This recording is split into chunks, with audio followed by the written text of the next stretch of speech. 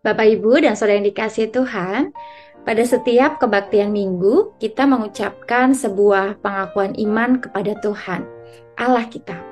Pengakuan iman yang umum dipakai di seluruh dunia adalah pengakuan iman rasuli, pengakuan iman Nisea Konstantinopel, dan pengakuan iman Athanasius.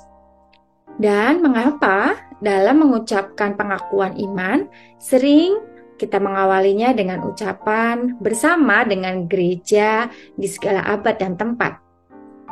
Hal ini mau menunjukkan bahwa pengakuan iman kita mengikatkan diri kita dalam kesatuan roh dengan gereja segala abad-abad yang lampau, gereja pada masa kini, maupun gereja yang akan datang. Suatu ikatan yang tidak terbatas pada ruang dan waktu. Pengakuan iman mempersatukan kita dengan sesama pengikut Kristus, baik dengan mereka yang masih hidup maupun dengan mereka yang telah meninggal di segala abad dan tempat. Lalu bagaimana sejarah lahirnya pengakuan iman rasuli? Rumusan paling awal dari pengakuan iman jemaat mula-mula adalah Yesus adalah Tuhan, yang merujuk pada 1 Korintus pasal 12 ayat 3. Rumusan ini dipandang terlalu pendek sebagai pokok iman bagi agama Kristen yang sedang berkembang dengan pesat pada masa itu. Gereja pada masa perkembangannya yang pesat ini memerlukan pokok-pokok iman yang dapat menjadi pedoman yang jelas bagi warganya agar tidak diombang-ambingkan oleh rupa-rupa angin pengajaran. Pengakuan iman rasuli dalam penyusunannya mengalami proses yang cukup panjang.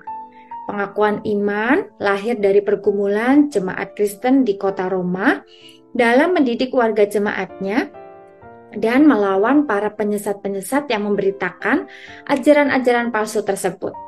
Jemaat di Roma menambahkan pengakuan iman yang singkat tersebut di atas dengan pokok-pokok pengakuan yang mengarah pada pemahaman akan Allah yang Tritunggal yang bahannya diambil dari bagian-bagian Perjanjian Baru. Pada tahun 150 Masehi, pengakuan iman rasuli telah tercantum dalam Symbolum Romanus, yakni pengakuan iman jemaat Kristen di Roma. Dengan rumusan ada 3. Pengakuan iman dinyatakan yang pertama, aku percaya kepada Allah Bapa yang Maha Kuasa. Yang kedua, dan kepada Yesus Kristus anaknya yang tunggal, Tuhan kita. Dan yang ketiga, dan kepada Roh Kudus, gereja yang kudus dan kebangkitan daging.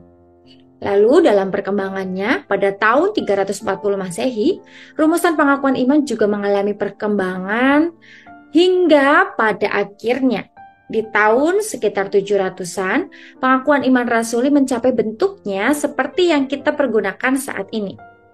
Pokok-pokok pengakuan iman sangat bermanfaat buat gereja pada masa itu dan juga pada masa kini untuk menjelaskan iman Kristen. Umumnya dipakai untuk mempersiapkan mereka yang akan mengaku percaya dan dibaptiskan. Di samping itu, rumusan pengakuan iman ini juga bermanfaat untuk melawan ajaran-ajaran palsu yang mulai muncul pada masa itu. Isi ajaran palsu itu antara lain mengatakan bahwa Yesus Kristus tidak pernah hidup di dunia ini. Yesus tidak mengalami kematian dan kebangkitan, sebab disalibkan di Golgota bukanlah Yesus, melainkan orang lain yang mirip dengannya. Ada ajaran yang menolak kemanusiaan Yesus. Yang lain lagi berkata Roh Kudus tidak datang pada hari Pentakosta. Oleh karena adanya ajaran-ajaran palsu ini, maka perlu adanya pengakuan iman. Dan pengakuan iman yang merupakan hasil pergumulan jemaat Kristen di kota Roma ini dinamakan pengakuan iman rasuli karena isi pengakuan iman yang ada sesuai dengan pengakuan dan penghayatan iman para rasul dan jemaat purba dan terutama sesuai dengan kesaksian Alkitab. Lalu, apa makna pengakuan iman bagi kita? Pengakuan iman menyatakan pengakuan iman berhubungan dengan kehidupan kita. Oleh sebab itu, seluruh kehidupan kita haruslah dipengaruhi oleh penghayatan nilai-nilai yang ada dalam rumusan pengakuan iman.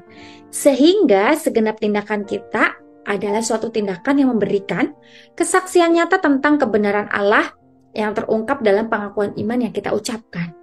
Jadi, dalam mengucapkan pengakuan iman tidak sekadar diucapkan, melainkan harus dihayati betul dan dilaksanakan dalam praktek kehidupan sehari-hari.